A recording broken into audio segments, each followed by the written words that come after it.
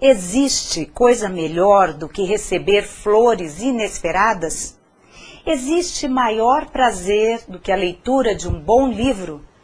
Eu sou Raquel Naveira e este é mais um programa Flores e Livros. E na linguagem, na simbologia das flores de hoje, vamos falar sobre a margarida. A margarida é uma flor das crianças, da inocência, da simplicidade. Margarida, em inglês, daisy, significa o olho do dia. E a flor justifica esse nome, pois abre-se com a luz do dia e quando o sol se põe, ela se dobra de novo como se fosse dormir. Um poeta anônimo escreveu sobre a margarida. Se eu pudesse ser uma flor, a margarida eu gostaria de ser, suavemente fechando as pétalas no sossego do entardecer. E ao despertar pela manhã, acolher o sol que do céu vem, quando cai o primeiro orvalho, que é lágrima do céu também.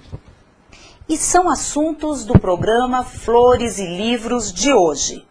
O sangue na poesia de Frederico Garcia Lorca e uma entrevista com a poeta, arte-educadora, geógrafa Lélia Maria Romero.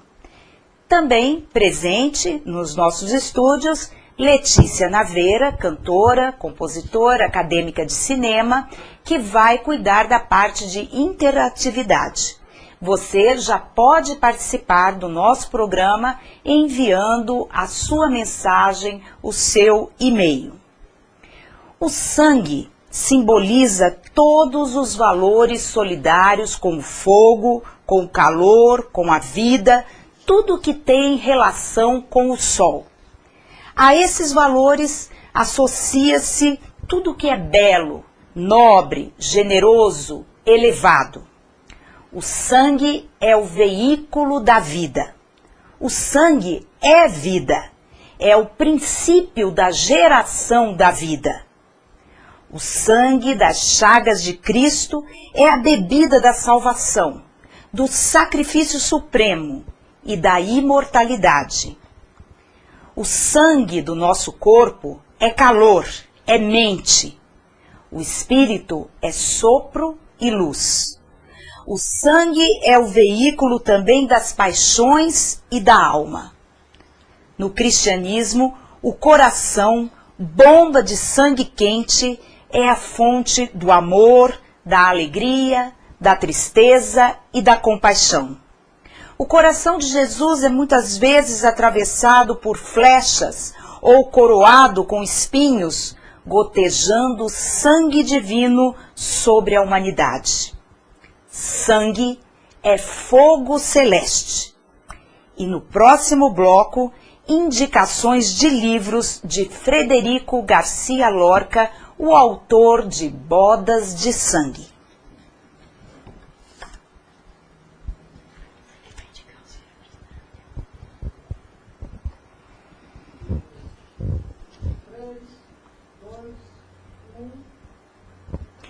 Para ler um criador múltiplo, como Frederico Garcia Lorca, que trabalhou diversos gêneros como teatro, música, dança, desenho, artes plásticas, misturando regionalismo, tradição oral e invenções ousadas, é bom começar pelo cerne da sua obra, a poesia. E para tanto, trouxemos o livro Obra Poética Completa de Frederico Garcia Lorca, Editora Martins Fontes, publicado em 1996. Frederico Garcia Lorca, poeta, dramaturgo, nasceu no dia 5 de junho de 1898 em Fuente Vaqueros, quando a Espanha tentava florescer nas letras e nas artes. Granada foi sua província de sortilégios, seu berço e seu túmulo. Foi um excelente palestrador, conferencista brilhante. Quando falava e recitava, acompanhando-se muitas vezes ao piano, criava-se em torno dele uma atmosfera mágica e irresistível. Era sedutor e um verdadeiro joalheiro da palavra. Não há como separar a vida de Garcia Lorca de sua obra. Elas constituem verso e reverso da mesma medalha. Seu corpo jamais pôde ser encontrado e provavelmente baixou a vala comum. O terrível dia do seu fuzilamento já foi descrito por vários escritores e também por várias testemunhas. Ele foi assassinado covardemente. Tiraram-no da sua casa de madrugada e o fuzilaram numa carreteira, numa estrada. E foi nesse terrível verão de 1936, quando as paixões ferviam no coração dos homens e de uma Espanha em crise política. O presidente Azaña e seus ministros republicanos de esquerda em vão tentavam conter a agitação revolucionária. Começaram assim os crimes políticos. Alargava-se a brecha entre uma Espanha monarquista e católica e a Espanha republicana revolucionária. E para enfrentar os extremistas de esquerda, organizou-se outro partido, a Falange. Não há consenso sobre o posicionamento político de Lorca. Para uns, ele seria direitista, colaborador da Falange, mas pela sua formação, pelos seus ideais, pelos vetores de sua própria obra, Lorca tendia para os ideais socialistas. Na verdade, ele não pertencia a nenhum partido político. Como um artista de vanguarda, era um democrata. E como homem do seu tempo, do seu meio, era um burguês que temia a demagogia. Era, enfim, um homem cordial. Um homem que se sentia integralmente espanhol, de alma espanhola. Mas amava as viagens. Ele viajou por todo o mundo, pela Europa, pelos Estados Unidos, Canadá, toda a América Latina, Argentina, Uruguai, Brasil. E por onde andou, recebeu a palma do êxito e da admiração. Frederico Garcia Lorca nunca supôs que na sua terra, Granada, ideal, romântica, alguém pudesse detestá-lo a ponto de entregá-lo à sanha assassina dos falangistas. As obras de Frederico Garcia Lorca são imortais, enaltecedoras e sobreviverão para sempre na sensibilidade de cada um dos seus autores e leitores. E deste livro, nós escolhemos um trecho do poema célebre O Sangue Derramado, que ele escreveu em homenagem a Inácio Sanches Mejías, um toureiro, seu amigo. Alguns trechos do poema. O sangue derramado. Não quero vê-lo. Dize à lua que venha, que não quero ver o sangue de Inácio sobre a areia. Não quero vê-lo. Porém, já dorme sem fim. Já os musgos e já a erva abrem com dedos seguros a flor de sua caveira. E o sangue já vem cantando, cantando por marismas e pradarias, resvalando por chifres enregelados, vacilando sem alma pela névoa, tropeçando com cascos aos milhares, como uma longa, escura, triste língua, para formar um charco de agonia junto ao Guadalquivir das estrelas. Ó branco muro de Espanha, ó negro touro de pena, ó sangue duro de Inácio, não, eu não quero vê-lo.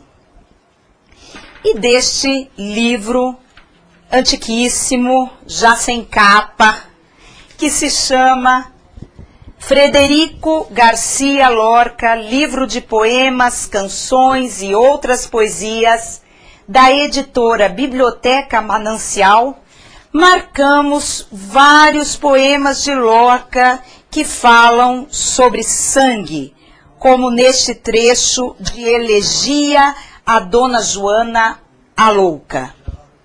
Uma pomba eras tu, com alma gigantesca, cujo ninho foi sangue do solo castelhano. Derramaste teu fogo sobre um cálice de neve, e ao querer alentá-lo, tuas asas arderam. E neste poema, Balada da Pracinha. Aqui tens nas mãos a primavera, uma rosa de sangue e uma açucena. E do poema O Caminho. Não conseguirá nunca tua lança ferir o horizonte. A montanha é um escudo que o guarda. Com o sangue da lua, não sonhes e descansa. E no poema Canção Oriental. A romã é coração que bate sobre a seara, um coração desdenhoso, onde não bicam os pássaros, um coração que por fora é duro como o humano, mas dá a quem o traspassa aroma e sangue de maio. Mas a romã é o sangue, sangue do azul sagrado, sangue da terra ferida pela agulha do regato, sangue do vento que vem do rude monte arranhado, sangue do mar sossegado, sangue do dormido lago. A romã é a pré-história do sangue que em nós levamos, de sangue a ideia fechada em glóbulo duro e azedo, que tem uma vaga forma de coração e de crânio. Lembramos que a mais famosa das peças do Garcia Lorca foi Bodas de Sangue, uma peça encenada pelo grupo teatral La Barraca, o grupo do Garcia Lorca, que ia de aldeia em aldeia porque ele acreditava na educação das massas através do teatro. Bodas de Sangue é baseada em fatos reais, ocorridos com camponeses de Andaluzia, e conta a história de uma noiva que foge no dia do seu casamento, provocando uma tragédia em duas famílias, a do noivo e a do amante. Essa peça foi apresentada pela primeira vez em 1933, abrindo uma nova era para o teatro moderno. E depois desse turbilhão de sangue e tragédia, que foi a vida e a obra de Frederico Garcia Lorca, no próximo bloco, a nossa entrevista com a poeta Lélia Maria Romero.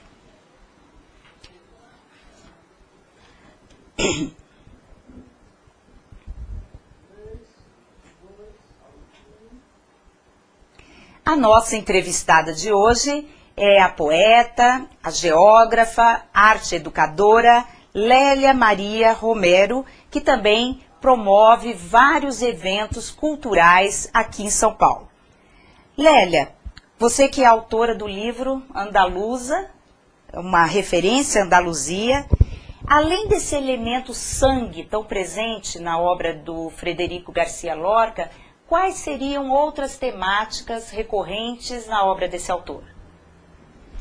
É o sangue junto com a morte, né? Que acho que todo mundo que lê um pouco da poesia dele logo nota isso. A morte Coisa como trágica, tema recorrente. Talvez o sangue espanhol mesmo, uma coisa do caráter espanhol ser meio dramático, trágico. Pode ser, mas acho que para ele ainda tinha um acrescentar. Talvez porque, não sei, eu fico imaginando que ele já deveria viver isso internamente de alguma forma. Eu sinto isso, não sei. Mas outras temáticas, então a morte... A morte, né, que sempre volta, ele brincava, ele inclusive fazia piada disso na vida cotidiana dele, ele gostava de se fingir de morto para assustar as pessoas, enfim, os amigos, quando passava um fim de semana, quando ele passava férias na casa do Salvador Dalí, ele gostava de fazer essa brincadeira, se fingir de morto. Então a morte, eu acho que é um tema e associado ao sangue, né, sempre aparece. Eu acho também a natureza, né? Ele adorava a natureza, campos, aromas de campo. As peças rurais. Também, então, os temas relacionados ao campo, né?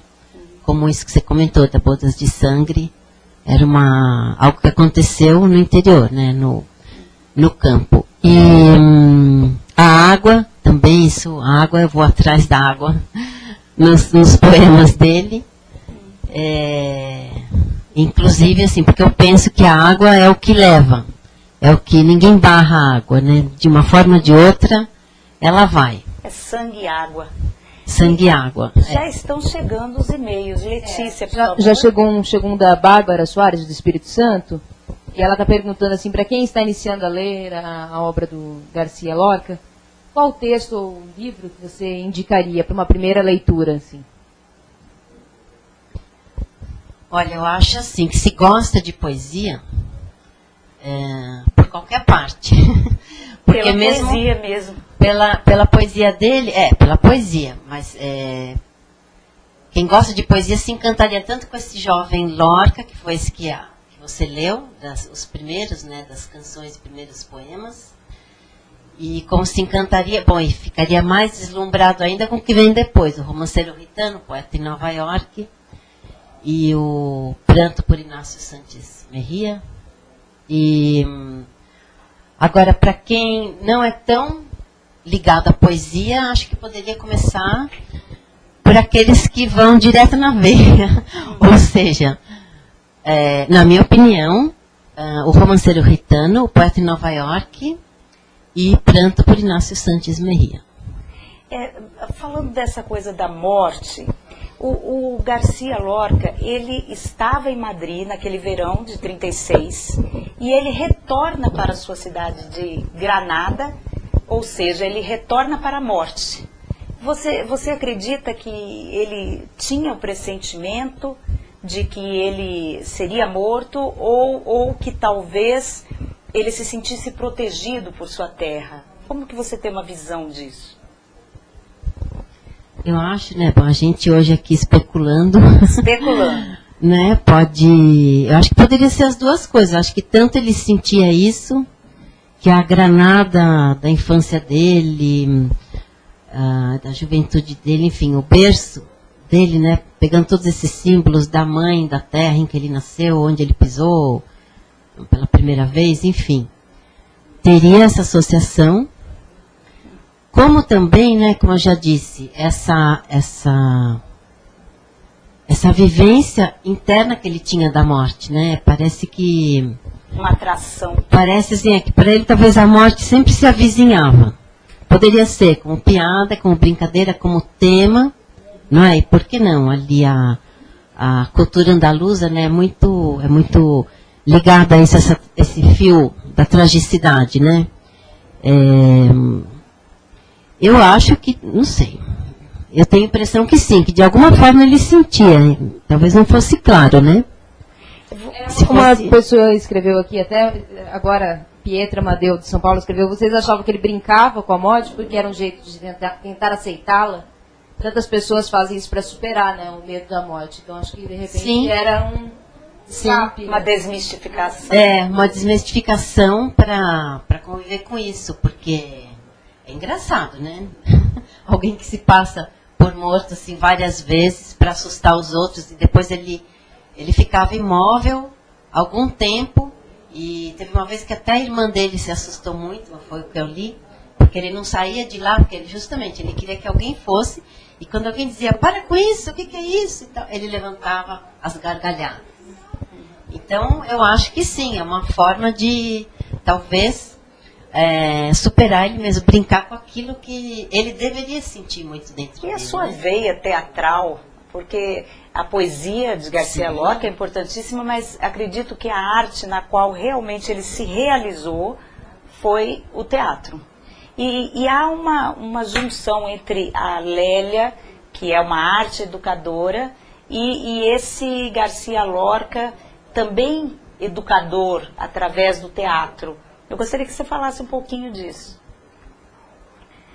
Dos seus projetos de educação, que também tem um pouco dessa linha do Lorca, de levar o teatro para as massas, de levar palestras para as massas. Uma pessoa aqui também, a Beth de São Paulo, já emendando o que eu pego da minha mãe, ela fala para você falar um pouco também sobre os seus livros de poemas também. Tá. Então, vamos lá. Ele tem uma grande vantagem, porque ele tinha essa facilidade enorme de falar em público. Né? Ele sabia ser teatral também. Então, quando ele falava poemas, as pessoas gostavam muito. Ele encarnava os poemas. Ele tinha o duende, como ele dizia. Né? Esse duende é o espírito da terra, essa força de quem está falando poemas, ou para quem canta, ou para quem está dançando. Ele localizava o duende, essa força de expressão nessas 3 formas. Na poesia falada, na dança e no... Na poesia falada, na dança e no canto. Então ele tinha muito essa facilidade, né? Ele era muito alegre, enfim, super comunicativo. E... Agora, para mim, assim, eu já não tenho tanta essa... facilidade da palavra falada, a não ser nos poemas. Mas eu acho, sim, eu sinto isso, que por pouco que a gente faça, assim, né, com os meus alunos nas oficinas e tal, às vezes coisas mínimas, né, que a gente faça, a gente pensa que está fazendo, pois é algo mínimo, e para a pessoa a gente está abrindo uma janela ou uma porta, né? Uma contribuição. E isso, através da poesia, através de um texto maravilhoso, né? Eu acredito muito nisso. Eu acho que essa é a escola.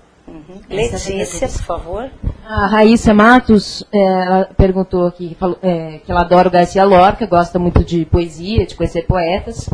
E ela pergunta quais eram as maiores influências literárias dele, do Garcia. Olha, eu acho que ele tinha muito... era tudo muito misturado. Eu não posso dizer que existia uma veia, assim. Ele vivia na época em que o movimento surrealista ganhou força, por exemplo.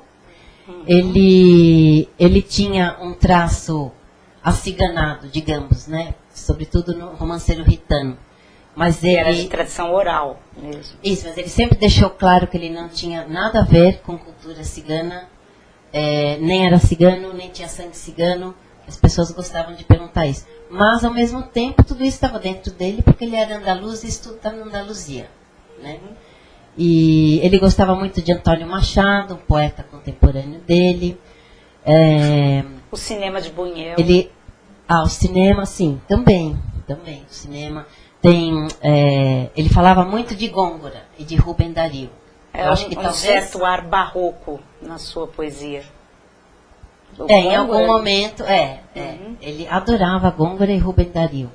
E acho que um pouco por aí, mas olha, como espanhol e andaluz, né, é um verdadeiro caldeirão de cultural, culturas. Andaluzia. Eu não o vejo como herdeiro de algo específico. Muito pelo contrário, acho que é herdeiro do caldeirão andaluz mesmo. Letícia. A Patrícia Sicarelli, de São Paulo, mandou uma mensagem parabenizando o programa e perguntando para a Lélia que ela sabe da sua profundidade, da sua ligação com Garcia Lorca. Porém, quero saber em que momento você soube que teria de percorrer os caminhos de Lorca na poesia e se de alguma forma Lorca toca a sua poesia além do sangue cor granada que vocês têm em comum. Beijos. Em que momento eu achei que deveria... Em que momento você soube que teria de percorrer os caminhos de Lorca na poesia? O seu caminho se entrecruzou com o de Lorca, digamos assim. Não faço a menor ideia. Eu acho que foi... Deve ter começado quando eu era adolescente. Que eu nem sabia. Isso estou pensando agora, assim, porque eu não sei. Eu acho que começou quando eu era adolescente. Eu ouvi a minha avó, né, andaluza, comentar, mas ela não... Enfim, ela deveria saber pelo que comentavam também, porque ela não era de ler, enfim, né, a vida cultural não era muito a praia dela. Mas, até pra gente ver, né, a amplidão de onde ele chegava, né? Uma pessoa popular, assim que não... Era um poeta popular. Que não estudou, enfim. Minha avó era uma pessoa muito simples, pessoal curso primário, mas ela conhecia, então ela falava... Depois também as pessoas em volta falavam, talvez eu tenha ouvido do meu pai, e que era o poeta da Espanha, essas coisas que ficam, né? Depois de Cervantes é o poeta mais famoso da Espanha. Pois é, e eu acho que começou por aí, e depois fui indo atrás, mas acho que foi algo muito intuitivo também, quando eu fui para lá eu fui a primeira vez, eu sempre achava... que ele poderia estar por perto, quando eu fui para a Espanha aos 16 anos, mas ainda era muito distante. Quando eu fui da outra vez, eu tinha 21 anos, e não sei por que aconteceu isso, mas enfim, uma prima distante, prima de primo, que mora no pueblo de Visna, perto de onde ele foi assassinado, perguntou se eu queria ver o local, onde diziam que ele teria sido morto. E eu fui. Que emoção. Pois é. Caminho de fuzis. Então, quando eu cheguei lá, ela começou a contar que ouviu isso, ouviu... um detalhe, que até ela me disse no local, olha, nós duas estamos aqui porque Franco já morreu, senão a gente não poderia vir aqui, isso era totalmente proibido. E quando eu estive nesse lugar, eu fiquei me perguntando, por que eu vim aqui? Acho que eu não queria vir aqui, mas eu estava lá, né? Enfim, foram momentos assim, mas só depois, quando eu entrei mesmo na poesia, quando eu me vi como um ser desligável da poesia, mais por volta talvez dos 30 anos, que eu acho que isso ficou comigo até hoje. Letícia. Então chegaram duas perguntas aqui mais ou menos na mesma linha. O João Rocha de Campinas pergunta se há surrealismo na obra de Lorca, e a Júlia Meirelles de Brasília pergunta qual foi a influência dessa amizade do Garcia Lorca com Salvador Dalí na poesia dele também, se teve influências surrealistas. Uma coisa leva a outra. Eu acho que sim, né, ele conviveu com Salvador Dalí, né, todo mundo sabe que era um pintor surrealista. Ele desenvolveu também essa facilidade que ele tinha para o desenho. Eles brincavam muito com isso, ele fazia desenhos para o Dalí, né? Isso tem várias publicações, os desenhos dele. E eu acho que, claro, essa convivência inevitável, né? E ele adorava Salvador Dalí, foi uma pessoa porque ele teve, né, um carinho, um afeto especial. E depois eles se afastaram porque o Dalí foi para Paris, tal, enfim, aí a vida levou cada um para um lugar. Que de repente o surrealismo ele está ligado às artes plásticas. Talvez na literatura a gente ligue surrealismo a imagens estranhas, imagens oníricas, criações de metáforas surpreendentes. Talvez esteja nesse caminho uma confluência do surrealismo também, na literatura. Mas não podemos dizer que o surrealismo é uma corrente literária. Né? Não. Eu acho que evidente que na poesia dele existe traços, sim, surrealistas, acho que principalmente a partir do Poeta em Nova York, isso é muito claro. E a partir daí, mas no Poeta em Nova York, acho que é bem evidente. E, na minha opinião, ele não era surrealista, ele tinha traços, como ele tinha traços também da poética oriental, árabe, persa, como ele tinha traços, sim, da cultura cigana. Ele tinha traços da poesia surrealista, mas ele não era surrealista, porque eu acredito que o surrealismo não é uma escola literária, é uma visão de mundo, uma postura de vida, e a partir daí, por exemplo, ele realmente não era, porque ele era cristão, né, e o surrealismo, essa visão de mundo surrealista não acredita em religiões. Então, por exemplo, a partir daí não seria. Deslançar assim da imaginação. Letícia. O Matheus Fernandes, de São Caetano do Sul, comenta que a maioria dos literários tem suas obras separadas em momentos, né, como se fossem fases de sua escrita. E ele pergunta se o Garcia Lorca também tem essa separação em fases. Você citou, né, ele mais jovem, ele no final da vida, mas tem alguma fase? Eu acho que lendo a poesia dele a gente vê isso. O jovem, se você lê, por desenvolvimento, um processo. Que são saltos impressionantes. Acho que a gente vê isso.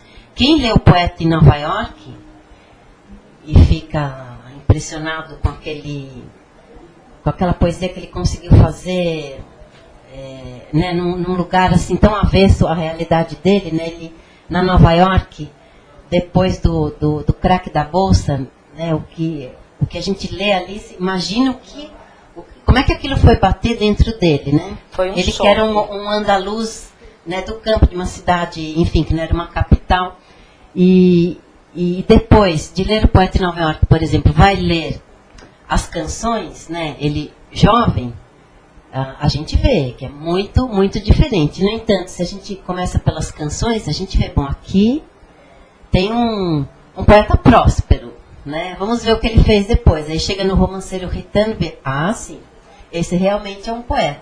Aí vai pro Poeta em Nova York e diz, bom, realmente, quem acreditou que ele era um grande poeta, aqui está a prova. Um poeta em Nova York.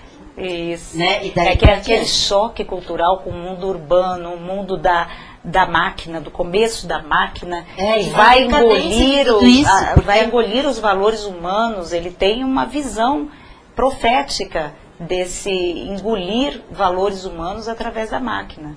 É um choque realmente. Alguma coisa como o Álvaro de Campos também na poesia do Fernando Pessoa, que é o choque com a urbanidade, com a modernidade.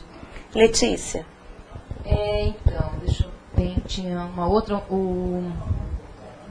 Felipe Carvalho, de Bauru. Ele perguntou assim, como que são suas aulas sobre o Garcia Lorca? Assim, como são? Já ficou interessado. Olha, isso é uma promessa, como ele chama?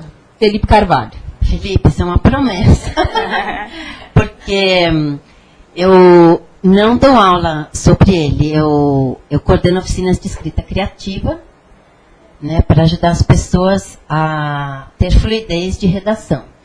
E para isso eu parto da poesia e da linguagem poética, para depois chegar para a prosa, porque é o caminho natural, né? Antes da prosa, o homem só convivia com a sua, enfim, com a atmosfera poética, e a prosa, né, o discurso veio bem depois. Então eu sigo esse caminho. Nesse momento das oficinas, e evidentemente quando eu falo de imagens, eu falo do Lorca, né? E leio poemas dele também para as minhas alunas, mas eu tenho aqui na minha cabeça uma promessa. Um esquema para montar um mini curso, não exatamente assim uma sequência histórica, nada disso, assim, focando o que me interessa dele, que é o grande criador de imagens, a teoria do duende que ele desenvolveu, que é isso que a gente falou um pouco no começo, o espírito da terra que se apodera de um poeta ou de uma bailarina ou de um cantor, quando se expressa, e o traço oriental na poesia dele. Assim, eu tenho esse projeto de explorar esses três pontos da pessoa e da obra dele que me interessam. Lélia, você trouxe os seus livros, você trouxe Poemas para Navegar, é uma edição do Masao Ono, lindíssima. Isso. trouxe o Andaluza, que é das Escrituras, e o Andaluza talvez seja o ponto de conexão entre a sua obra e a figura do Garcia Lorca. Eu queria pedir para você, por favor, ler um poema, um poema de Andaluza, é possível? Da sua alma andaluza, como a alma de Lorca. Um poema vermelho, sangue, a capa, tudo a ver. Eu tinha pensado em outro que não é exatamente este, mas eu posso voltar. Esse livro está dividido em ancestral, animal e floral. Então, segundo a sugestão da Raquel, eu vou ter que ir para o ancestral. Isso. Né? Uhum. Não, esse... Olha, então eu vou... Olha, se Leia para nós. até mais tempo, eu leria esse. Tem um poema para minha avó andaluza, mas ele é muito longo. Depois a gente faz outro programa. Ok. Então eu vou ler Espanhas, tá bom? Sim.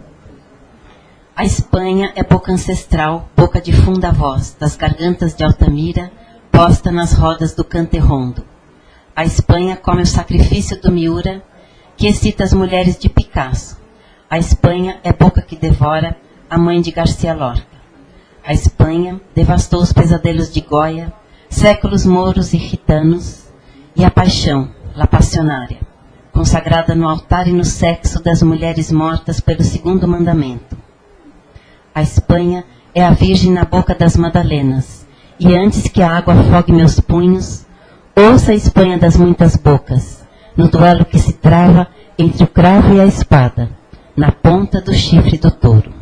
Lindo, lindíssimo, e tudo a ver com o que nós falamos. Nós falamos. E agora um poema do Lorca, que você podia trazer para nós, talvez aquele poema que você comentou sobre águas fosse um bom exemplo de um outro tema de Lorca, ou algum que você preferir.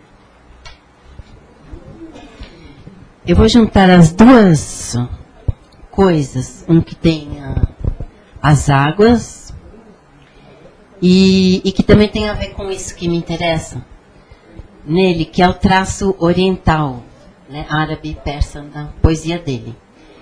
Ele, em 1933, ele começou a rabiscar o que depois se tornou o Divã do Tamarite, que é um livro que ele fez em homenagem, como uma homenagem, assim, em lembrança aos poetas árabes.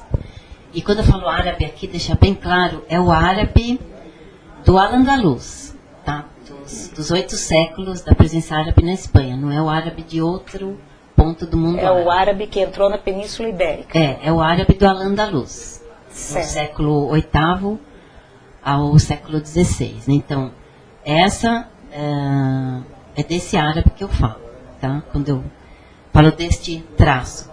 E ele começou a escrever esses poemas em homenagem aos poetas árabes, e depois ele também teve estímulo de um outro estudioso, um arabista conhecido dele, e só foi publicado depois. Ele já tinha esse material, mas só foi publicado depois da morte dele. E então eu vou ler aqui...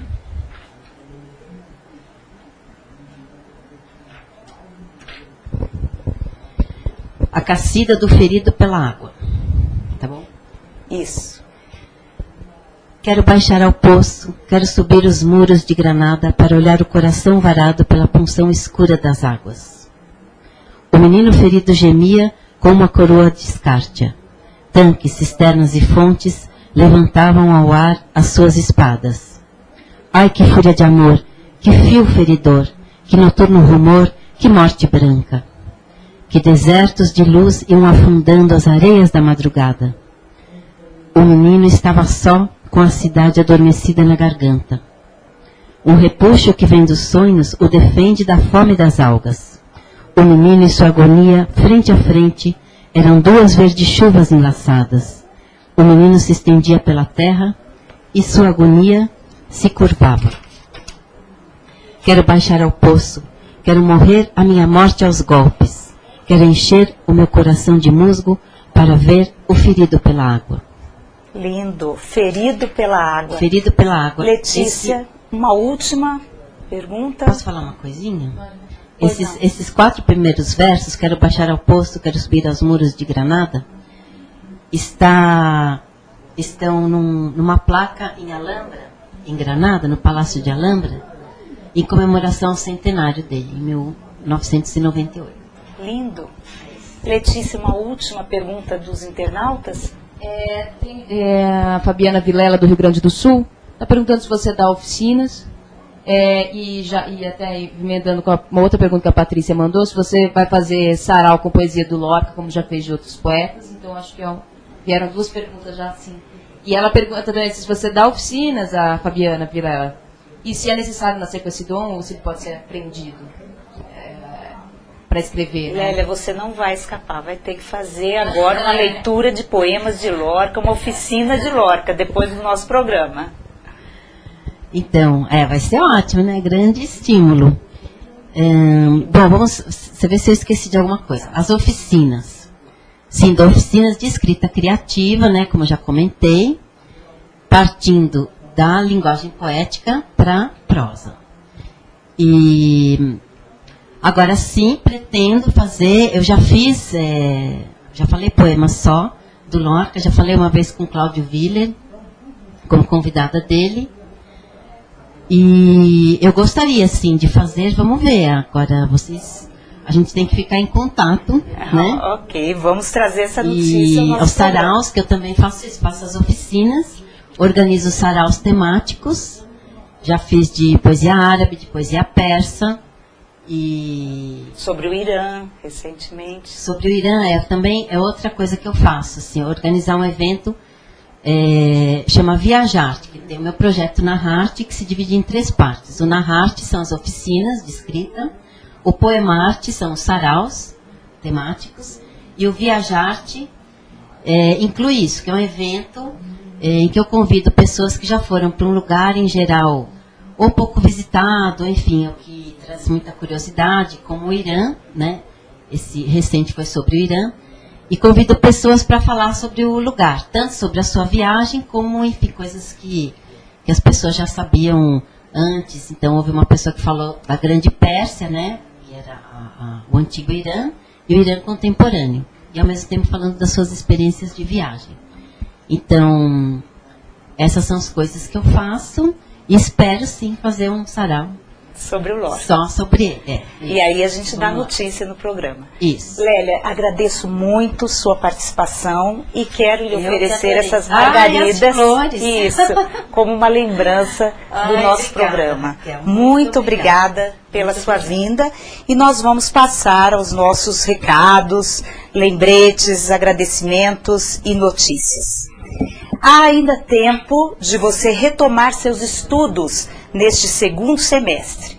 Para você que ama as flores e os livros, a literatura, que tal o curso de letras? Entre no site da Faculdade Anchieta de São Bernardo do Campo e conheça nossos cursos e propostas pedagógicas. E se você acredita numa vida digna, alcançada com esforço próprio, estudo, dedicação ao trabalho, faça um concurso público. Busque o site do Instituto Quadrix, www.quadrix.org.br. O Instituto Quadrix é uma instituição de caráter privado que tem parceria com várias empresas e um compromisso com a educação e com a ética. www.quadrix.org.br. E no dia 11 de agosto, que vai cair numa quarta-feira, às 19 horas, aqui está o convite, na Casa das Rosas, da Avenida Paulista, número 37, eu, a professora Nelly Novaes Coelho e o escritor Ronaldo Cagiano estaremos debatendo o romance Deus de Caim. É um livro do autor cuiabano, falecido recentemente, Ricardo Guilherme Dick. É um relançamento da editora Letra Selvagem, do editor Nicodemos Sena. O Dick é um autor complexo, completo e surpreendente. E no projeto Parcerias, a Voz da Poesia, poetas e compositores parceiros se encontram num bate-papo de meia hora sobre poesia, música, seguido de um show com poemas musicados. Esses encontros acontecem no sábado, e neste sábado, 31 de julho, será a vez de Reinaldo Bessa e Edson Cruz, na Biblioteca Alceu Amoroso Lima, que fica na Avenida Henrique Schaumann, 777, Pinheiros, às 18h30. E você, já pensou em fazer uma pós-graduação em jornalismo literário? Para se informar, acesse o site da Academia Brasileira de Jornalismo Literário, que é o www.abjl.org.br. A Academia Brasileira de Jornalismo também dá vários cursos de extensão. E dos dias 25 a 27 de outubro eu estarei lá dando um curso de extensão sobre literatura africana. E se você quiser fazer um contato comigo para cursos, oficinas, palestras para escolas e para empresas, o meu e-mail é raquelnaveira@oi.com.br e o telefone 3569-5236. Queria avisar também que o meu site, o www.raquelnaveira.com.br, está em fase de construção e eu falarei aqui sobre o seu lançamento. E para encerrarmos o nosso programa, que teve como foco o sangue e a obra de Lorca e a entrevista com Lélia Maria Romero, eu vou lembrar mais uma vez do sacrifício de Jesus, do seu sangue derramado por nós, lendo o poema de minha autoria chamado Flagelação. Jesus, de túnica branca, é levado a Pilatos. Pilatos está convencido de sua inocência. Que mal fez ele? Dizem que é subversivo.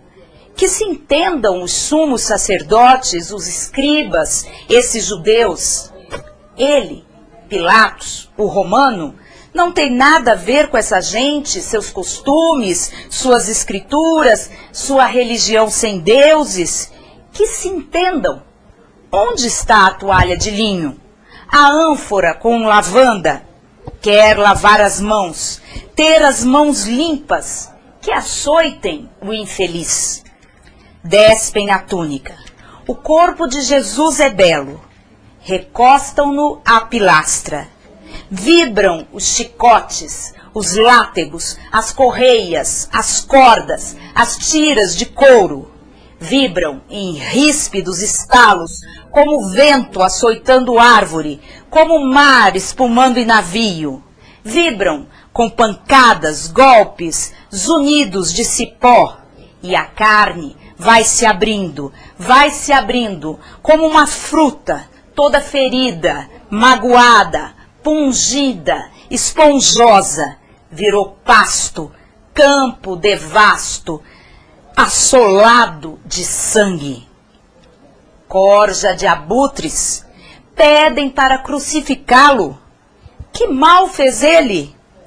Desgostoso, sem saída, Pilatos entrega o Cristo num último ato. E por hoje é só. Um grande abraço e até o nosso próximo programa.